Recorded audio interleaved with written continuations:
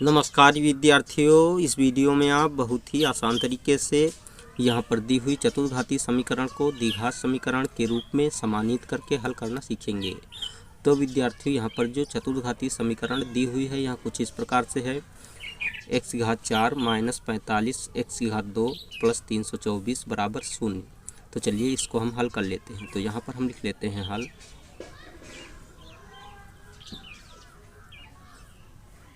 अब हम सबसे पहले इस चतुर्घातीय समीकरण को यहाँ पर लिख लेते हैं। x की घात 4 माइनस 45 x की घात 2 प्लस 324 बराबर 0। नेक्स्ट स्टेप में इम्प्लाइज यहाँ पर हम देखते हैं x की घात 4 है तो इसको हम इस रूप में लिख लेते हैं, x की घात 2 की घात 2 के रूप में माइनस 45 x की घात 2 प्लस 324 बराबर 0 लिख लेते हैं। अब हम यहाँ पर x की घात 2 के स्थान पर y मान लेते हैं, अर्थात x की घात 2 के बराबर y मान लेते हैं। तो यहाँ पर लिख लेते हैं माना x की घात 2 बराबर y। तब यहाँ पर इम्प्लाइज एक्स स्क्वायर के स्थान पर y लिख लेते हैं। चूँकि एक्स स्क्वायर का स्क्वायर है तो यहाँ पर हम स्क्वायर कर देते हैं। माइनस 45 एक्स स्क्वायर के स्थान पर y और ये प्लस का 324 लिखकर बराबर का चिन्ह लगाकर 0 लगा देते हैं। अब हम देखते हैं यहाँ पर द्विघात समीकरण प्राप्त हो चुकी है। इस द्विघात समीकरण के शून्य के हल ज्ञात करने के लिए हमें करना यह होता है कि सबसे पहले हम y स्क्वायर के गुणांक का अचर पद से गुणा करते हैं। तो विद्यार्थियों, यहाँ पर हम देखते हैं y स्क्वायर का गुणांक 1 है और यहाँ पर अचर पद 324 है। तो 1 का जब हम संख्या 324 से गुणा करते हैं तो हमें संख्या 324 ही प्राप्त होती है। तो यहाँ पर हम संख्या 324 को इस प्रकार से लिख लेते हैं।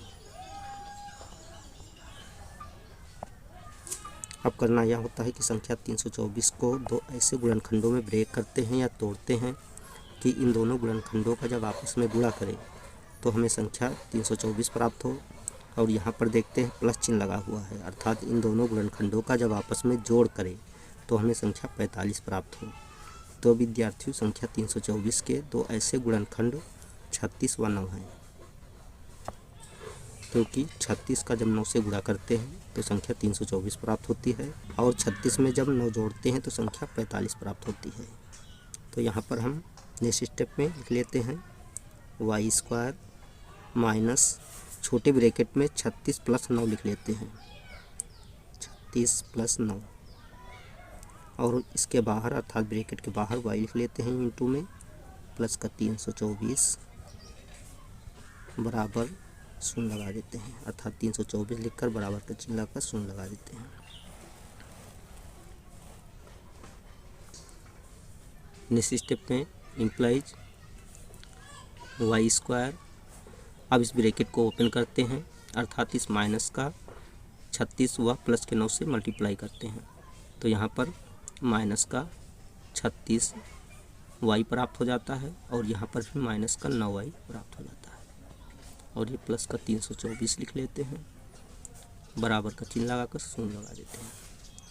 नेक्स्ट स्टेप में इम्प्लाइज यहाँ पर y स्क्वायर को हम y गुणे y के रूप में लिख लेते हैं, माइनस 36y को हम 36 गुणे y के रूप में लिख लेते हैं, माइनस 9y को हम 9 गुणे y के रूप में लिख लेते हैं, प्लस 324 को हम 36 गुणे 9 के रूप में लिख लेते हैं, बराबर का चिन्ह लगाकर 0 लगा देते हैं।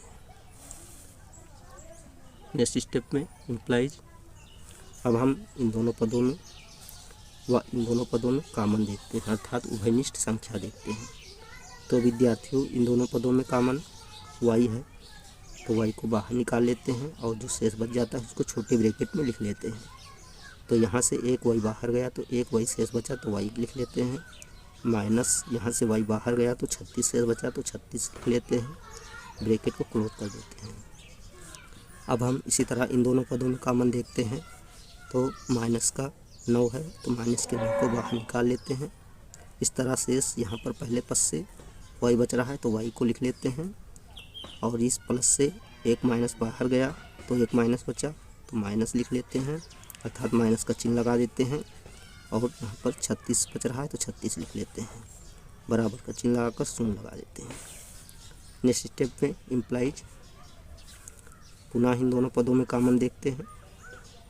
तो विद्यार्थियों इन दोनों पदों में कॉमन y माइनस 36 है, तो y माइनस 36 को एक ब्रैकेट में लिख लेते हैं, y माइनस 36, तथा दूसरे ब्रैकेट में y माइनस 9 को लिख लेते हैं, y माइनस 9, बराबर का चिन्ह लगाकर शून्य लगा देते हैं।